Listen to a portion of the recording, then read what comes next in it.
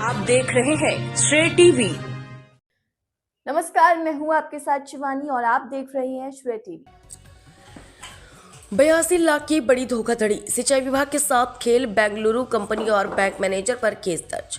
सुरक्षा निधि की एफडी में गड़बड़ी, बैंक कंपनी की मिलीभगत का आरोप। जबलपुर से एक बड़ी खबर। सिंचाई विभाग के साथ 82 लाख रुपए की धोखाधड़ी का मामला सामने आया है।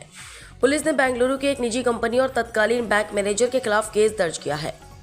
क्या है पूरा मामला और कैसे हुआ इस गड़बड़ी का खुलासा, देखिए श्रेय TV state head Madhya Pradesh Ramakant Dubey की खास रिपोर्ट। जबलपुर के पनागर थाना क्षेत्र में सिंचाई विभाग से जुड़ा एक चौंकाने वाला मामला सामने आया है। पुलिस के अनुसार वर्ष 2004 में विभाग ने बेंगलुरु की एक निजी कंपनी को सिंचाई परियोजना का कार्य सौंपा था। इस परियोजना को वर्ष 2009 तक पूरा किया जाना था। नियमों के तहत कंपनी ने सुरक्षा निधि के रूप में 82 लाख रुपए की एफडी कॉरपोरेशन बैंक में जमा कराई थी, जो अब यूनियन बैंक में विलय हो चुका है। शर्त यह थी कि यदि तय समय सीमा में कार्य पूरा नहीं होता तो यह राशि शासन के पक्ष में जब्त की जाएगी। लेकिन जब विभागीय अधिकारियों ने बैंक से संपर्क कर एफडी की जानकारी ली तो हैरान करने वाला खुलासा हुआ। जांच में सामने आया कि वर्ष 2015 में कंपनी के मैनेजर ने तत्कालीन बैंक मैनेजर की कथित मिलीभगत से एफडी तुड़वाकर करीब 87 लाख रुपए निकाल लिए। यानी जो राशि शासन के खाते में जानी थी वह संदिग्ध परिस्थितियों में निकाल ली गई। इस पूरे मामले में पड़ाव थाना पुलिस ने सिंचाई विभाग की शिकायत पर कंपनी के जिम्मेदार अधिकारी और तत्कालीन बैंक मैनेजर के खिलाफ धोखाधड़ी और गबन की धाराओं में मामला दर्ज किया है। पुलिस अधिकारियों का कहना है कि बैंक मैनेजर की भूमिका जांच के दायरे में है और दस्तावेजों की बारीकी से जांच की जा रही है।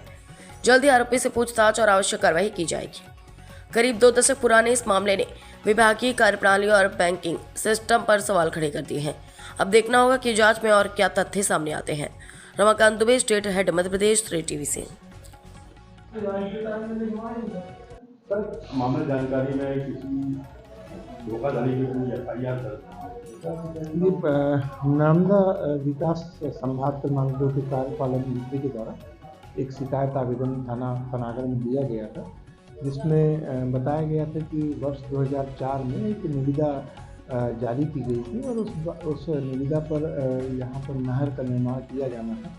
लिहाजा निविदा के आधार पर मेसर्स कर्नाटका लैंड आर्मी करके एक कंपनी थी, उसके द्वारा वो टेंडर लिया गया था और उसको समय सीमा में कार्य को पूर्ण करना था। परंतु इनके द्वारा समय सीमा पर कार्य को पूर्ण जब नहीं किया गया तो जो अमानत राशि थी, जो करीबन 82 लाख रुपए थी, वो जब्त किए जाने की प्रक्रिया शुरू की गई।